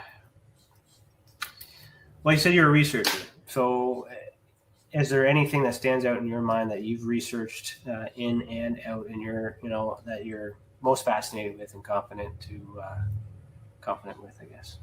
I think that the dream aspect in connection with consciousness and possible many world theories is kind of caught my eye a lot throughout reading about everything, really. Now there's more stuff for us to read about consciousness and people's theories on it. It's easier to get now. You don't have to go to a library, right? I don't even know if people listening to this have been to a library in the past month, but you don't have to. So you have all this information, and it's interesting to see so many people experiences in their dreams or in sleep paralysis, hypnagogic state. All that stuff really fascinates me because it really sticks with people. People will call me or message me saying I had this dream, and it's not always an ET dream or an abduction dream. It could be any kind of spiritual dream that they've had, and but it felt so real is what they always say. So that is kind of where my focus is going now. What is reality? And if we're perceiving, if the waking life is an illusion and we're saying it's real, but if dream time that people say is just your imagination or an illusion, what makes that any less real? And I know other researchers have asked this. So it's, where do we draw the line between an actual experience, or can you draw the line between an actual experience? Can you put that in a box? For some people, they only have sleep paralysis and dreams about this stuff, and then they wake up with some marks, but that's it, right? And so I think the whole experience or aspect of it, when it comes to their consciousness and how some of them feel like their consciousness was taken out of their body, not necessarily their body out of their room. That kind of is haunting to me, because then they could take you anywhere, for better or for worse, right? You can go to some beautiful planet with some beautiful beings, or you can end up on some crazy table getting something shoved up your nose. You don't really know. So I think the whole how people's consciousness interacts with the phenomena is kind of where I'm really gearing my focus lately too. Also really focusing on I'm still interested in the whole astrobiology aspect of it, because I'm one of the people that thinks there has to be something out there, even if that's not what's interacting with experiencers. They're where is there a possibility for life out there, so to speak, in the cosmos? So the next thing I will be studying, in a school setting, is planetary science. So all my molecular biology is going to be geared towards that. Sorry, we had a fire truck go by. I think that was here. It just went by. I have a window right here. I have a window here, so I don't know if that was time. Weird. That was weird. No, it was right here. I saw it go by right there. So okay. I thought I heard at the same time. Oh my gosh, that is so funny. That's weird. But yes, the consciousness stuff in a nutshell is kind of where I'm gearing it all, and how that actually plays, our consciousness. The whole stuff from like slide 9, human cognitive human interface, how they might, and that slide also mentions the manipulation of our thoughts in a way, and at the bottom it says what was once thought phenomena is now just explained as physics, and you're like, what? Like, just like that, you're just gonna put that at the bottom. I got a thought here, but there's a question from Cece. She's asking you if you've ever read Biocentrism. I have not, but I will write it down. Okay. I'm not a book reader, so I have to say, Cece knows that. I write reports. That's it. Okay, so on this topic of you understanding and researching this and coming back to the healing aspect, and the witch element, if we accept the possibility that the mental phenomena, the mental psyops can exist, and there may be people trying to negatively influence us or impact us, they have the ability to get into our minds. How is there anything that you know or could think of that we could do to help protect the mind? Is there some sort of protection that we could just do so that way, if that were to happen, we would prevent that from happening to us? A lot of people like to use crystals or oils or plants or spells to protect themselves, but you have to think about extending a normal protection spell into the other realms or the other dimensions. So if you're getting these, if these attacks are happening while you're asleep, or you feel like you're being taken while you're asleep, then you want to start working on protecting your energetic body as well as your physical body. Okay. So this might be like way out there for some of you, but we do have different layers to ourselves. Just think about your soul, basically. You got to think about protecting that soul or that ethereal body or the energetic body. There's so many different things that people call it. To do that, it's honestly a lot of visualization. It's kind of like before you go to sleep, if you know you're vulnerable when you go to sleep to these experiences, setting your parameters before bed, almost like you're getting ready to lucid dream or astral travel. Lucid dreaming is kind of like the first step to astral travel. So you want to set, your bedtime ritual where you're putting down, you're either doing a visualization of surrounding yourself in some sort of protective light or protective visualization. It could be a cage if you want. The trick is you have to kind of believe that you're allowed to do that. Because the last experience I had with all the grays was a horrible experience. I had a sleep paralysis there by my bed, and I was in a good meditation practice and a good lucid dreaming practice. And I went back there the next night and I told them I didn't want that anymore. I said, take me to whoever is in charge of you. And I told them I don't want this anymore, that I'm done. And I haven't had an experience since. But I had to believe that I was capable of it, because in the past, you feel like a victim when this is happening. And I'm 38, so it's taken me 38 years to figure out that you do have agency in your energetic and your astral body, which is a lot of complicated things, but you have to start with setting parameters before you go to bed if you feel like that's when you're most vulnerable. Like when I sleep tonight, I'm only things that are allowed to touch me and my astral body is angels, or you have to get like your dream setting. I only want grandma to visit me in my dreams, or I only want spirits to be, or beings to be in my dreams that are helpful, loving, and beneficial. And it sounds like you're kind of bullshitting it at first, but the more you do it, the more it kind of like activates different parts of you, and you become aware that you're allowed to say no, even in these astral situations or out of body situations. And it's so understanding that, like, you are taking confidence, or anyone who's in this situation is aware of it. They are expressing that energy back to repel against the energy. There may be, that's energy connecting with energy, and then there's reinforcement or resistance, I guess, that is present on the other side that perhaps stops them from trying. So it it's interesting too to know, like, to be able to prove that in an experiment. Someone to try to mentally enter a mind and prove that it was there, instill a thought, and then do the same test with the same people when they put up a protection spell to see, what the person putting the thought out experience in response to hitting that wall or that bubble you put up. How does that, what does that happen on the other side? I'm just thinking of like.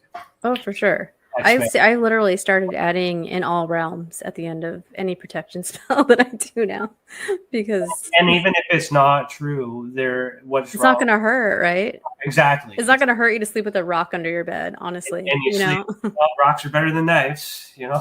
That's true. But I mean, depending. But you could take somebody out with a good sized rock as well if it's a physical person. So. That's your American speaking right there. I know, right? We're always worried about people breaking in. National security. Okay, so let's we're gonna do our final segment, and then we'll talk about that for a little bit, and then we'll talk about, as we close the show, we'll talk about where you're going to be next. Okay. So this final segment is called "Sorry, Not Sorry." Play the little jingle right here.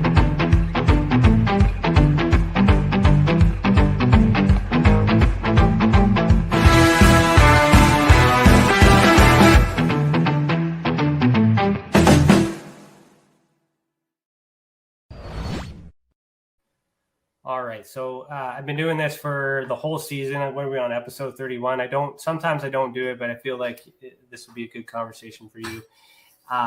So let me just get my thing there. All right, so it's a social experiment. Let me explain. Here are the rules. I'm going to ask you one question, and I'm going to time how long it takes you to answer it after. Okay, so this is a social experiment. No right or wrong answers. Do you accept the challenge? Yes. All right, so with all the knowledge and experience you have, what shape is the Earth? Round. Ooh, that was quick. 1 second. That was quick. Round. So you're pretty confident on that? I think so, yes. Okay. The reason why I've been asking that question is because everybody on the show, some gives a different answers. No one can agree on the shape of the Earth. I spent some time talking to, I do talk to a lot of people in the Flat Earth movement, trying to understand why they are the way that they are. Yeah. And I do, they're fighting the same fight. They believe that NASA's lying. They believe the same things, and they just want the truth. And they just so happen to think that, the Earth might not be exactly what it is. So on that topic, you say it's round. Have you ever been to space?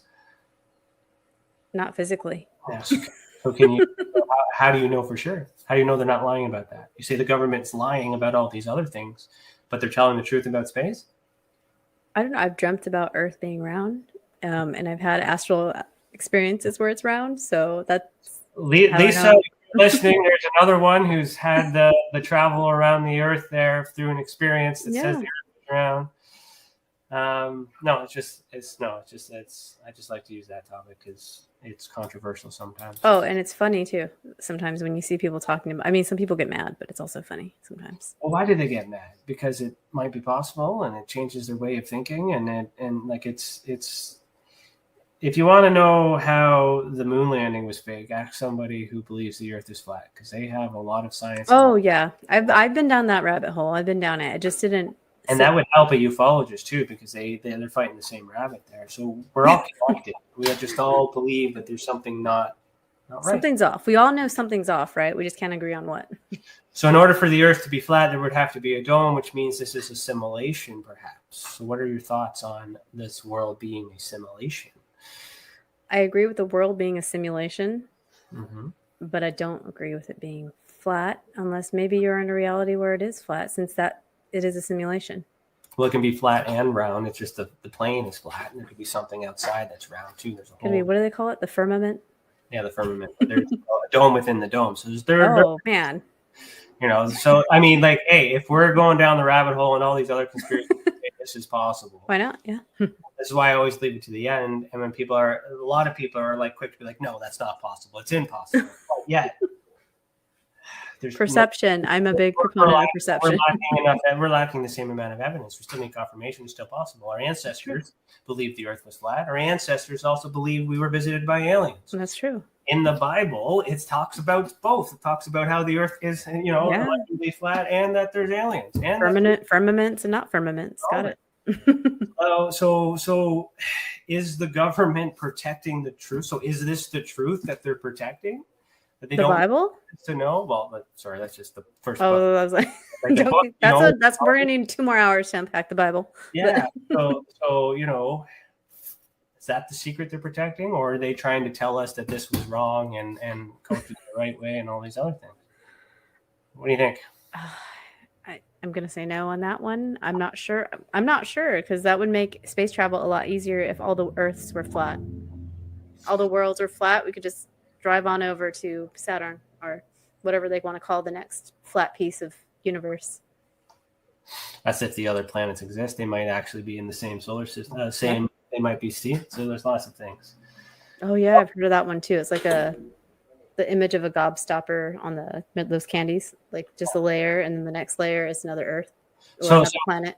Okay, here's a question. Let me, before I go into this part here, that your screen that you got behind you, is that an actual picture of the Earth? Oh yeah, I'm there now. Or is that CGI?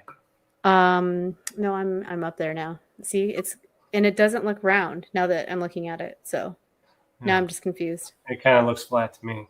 And it kind of does. Yeah. All right. It might be bending. It might be what is the word I'm looking for? Crescent shaped. Yeah. It kind of looks like you're in the International Space Station. I can't tell the difference. Well, I work for the government, so I can't answer that. Okay, so we got 10 minutes left. This is your link tree. Tell me what do people want to find on here? Oh my goodness. So you have my YouTube channel, and then my Twitter and all my social media stuff. It's also at the bottom because that's how it is. I have some stuff on there, like some podcasts I've been on. I have some resources like UAPD.com. That green thing down there is a resource for videos, books, everything. And the guy updates it daily. So if you're looking for something to watch, something to read, recent interviews, recent articles, it's all on this webpage, and he's a friend of mine. So that's why that's on there. Anything you want to put on there, he has. So as if it's UFO related, you can find it on his page, and you can always message him if you think something should be on there, and he's pretty receptive. Some of that's just links to YouTubes I've been on because somebody told me I should do that. So I did that. I have UAP Media UK on there because they tend to do a lot of work with different things. Like they were the ones that brought out the Calvine, the actual Calvine photo. And they do a lot of great articles on older cases that are UK based. So that's kind of cool because we hear a lot about the American stuff, Roswell, whatever, but they do UK stuff. So I have them on there because they put a lot of work in. Okay. What do you know about Canada? I know the one that stands out to me is, oh my gosh, why is it leaving my brain? The lake one where he got burns all over his body. Falcon Lake. Falcon Lake, yeah. You need to make a Canadian site. Is this? Do you have a tab on yours? This is it. This is all Canadian. Oh, I know you're Canadian, but I didn't know if you had like an area that like this is all Canadian. If you go to investigations, you go evidence. You can explore all here, but our timeline, everything's Canadian here. This is all Canada. Everything you need, all right here. I'm curious about the Sasquatch stuff happening in Canada. So you guys got some pretty remote forests out there. Yeah, I haven't got any reports on Sasquatch yet, but really, just personally, I thought about all that. We drove from Arizona to Alaska, and when we went through Canada, like Yukon and British Columbia, I was just like, the wilderness out there is just so big. So this is the next thing. Mm-hmm. The big thing. You wanted to talk about at the end. Yes. I will be co-hosting with a couple of people, J. Christopher King and James Iandoli from Engaging the Phenomena and Kelly Chase from UFO Rabbit Hole podcast. These are going to be the speakers up the top. There's still online tickets available, but those are the hosts. Will be announcing different people, but Jay and James put it on. A lot of cool people are going to be speaking from different areas, talking about the phenomena. We have, Gary Nolan doing the biology stuff. We have Mitch Horowitz doing some of the kind of mind mentalism stuff, and then we have I always mess up. I always mess up Dr. Sean's last name, Esbjorn Hargens. He does a lot of the consciousness studies, and he has a great website himself if you want to do classes on consciousness in relation to different phenomena. Darren has a website, Exo Academian, where he talks about everything from abductions to consciousness to history. And Dr. Tim Grieve Carson. So it's a lot of, I feel like it's a good mix of biology meets consciousness, meets human, like understanding the human potential and interaction with our consciousness and different phenomena. But that's going to be next Saturday, and you can get online tickets because the in-person ones sold out because it's a pretty small venue. So yeah, I hope to see people online there. It's going to be exciting to hear everybody speak and meet a lot of people in person. How do you get a ticket? I just clicked that and it said, oh, it doesn't work. Oh, so no. there might be, okay, I might have to change. I'll put the online link on there. It looks like I have the one to, it might be on the drop down menu up to the left to get the online tickets. I think that I posted, that's the online one. So I'll get that fixed and get it on my link tree for online tickets. Okay. Well, there you go. Well, it's there for those who want to find it. And then where can they find you? What's the best one to find, to contact you at? If you want to contact me, either Twitter or Instagram is kind of, and they're all at the very bottom. That's all the main links there. But they're also in the list because somebody told me I should do that. So some people are like, you need to put it in the list too. But I tend to be on Twitter and Instagram the most. I do have a Facebook, but I'm going to be honest, I don't really go on as often. So I'm just putting the links in the chat box for everybody. Thank you so much. Yeah, I think Instagram and Twitter are the best way to get a hold of me. If you're an author, I would love to have you on to talk about your work. Anything paranormal, fringe, mostly UFOs, you know. Even I've been trying to get a cryptid person on. So if you know anybody that's into cryptid stuff, I've been trying to get a good paranormal person on, like that does paranormal investigation. So if you know anybody, hook it up. And yeah, if you want to come on and talk about your experience, message me as well. You know people? Wait, do you know yourself? You can come on. I was the joke because I might know somebody who knows a thing or two about those. That's cool. Awesome. Well, thank you so much for being here. We're going to do the after chat. So for those of you who are in the chat, stick around because we're going to say hello to all of you folks, and we're going to digest this episode and talk about what's coming for Tessa, and then close the week off because I don't work Fridays. So yeah. Is there anything else you want to leave for the folks? No, thank you so much for having me on, and I need to watch more of your episodes because I was looking at some of the stuff you had on there, and it looks really interesting, and I'm curious about your investigation stuff. So I'm definitely going to be following you more closely. I appreciate that. Thanks for checking that out. A couple of things you said there. You said you did a couple of things because people told you should do that. So yes. Do what you want to do. I know, but people, it'll be easier to find you if you do this and that, you know. So. But yeah, no, that's cool. All right, awesome. So everybody, thanks for watching. Keep your eyes in the sky, and we'll see you at the after chat. Eat the world. Goodbye. That's it, everybody. That is a wrap. That is the end of it all. Thank you for joining me tonight. I look forward to seeing you back next week, where we'll continue to have this conversation deep down into the rabbit hole in which we call the ultra spectrum. Thanks for joining us. I said that already. Oh well, fuck it. Eat the world.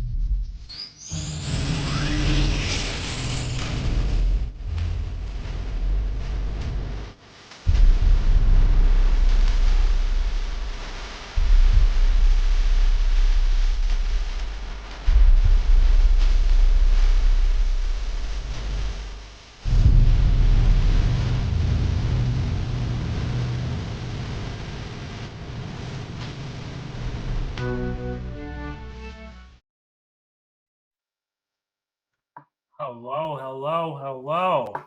Hello. That's good. Yeah. Thank you so much for having me. I have an early flight tomorrow, so I can't hang out, but please feel free to reach out or to me via DM. Well, thank you, Pricilla. Thank you so much. We will be in touch. I think CC has mentioned to me that she's meeting with you next week, right? Yes. So Yes. before knowing all these things, that was cool. Now this is even more cool. We'll have a good trip. So how'd you find her? How did I find her? You were going to tell me this morning, and I stopped you because I didn't want to know. But how did you find her? Where'd you find her? Well, it's super weird because like I was telling you, I identify as a quantum witch as well, and like I joined TikTok, got certain people I just resonated towards, and I saw her, and I follow her, and I still do. So like how I operate is really weird. I just follow people until I decide not to anymore. And so, like, I started kind of looking at her channel a little bit more because I saw that she identified as a quantum witch too. Mm-hmm. And listening to what she had to say, and like very much in alignment with her. And then saw too that she was doing this book club. And I'm like, well, geez, that's another interest of mine too. And really thought, I should get to know this person and talk to them and see what their plans are for the future, and if maybe they'd be willing to work with us. The book club idea kind of falls in line with your Ultra Spectrum library. Yeah. So I see that now, and that's what you were suggesting earlier. So that's interesting. So that's good.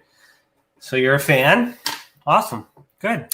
Yeah, well, and I didn't realize from her story just very similar to my story and upbringing and how I found the same path. So it was kind of almost like eerie but interesting at the same time. I'm looking forward to get to know her more. Cool. All right, let's say hello to our people. Shane Franks, welcome. Said so excited. Are you new to the channel? Good to see you. Cece, hi Cece. Hello. Hello. What's that say? Horrors love that. Love fat. Lover fat? What's that say? Horse lover fat? Yeah, I think that's meant to be like one of those things. If you say it really fast, it sounds bad, Good job. I don't know. I don't want to try it in case it's too loud. Hello, welcome to the channel. If you're still here, what else did you say? You said Fourth Kind gave you nightmares. It's an uncomfortable show for sure. Yeah. What else? Yeah, you mentioned experiencers and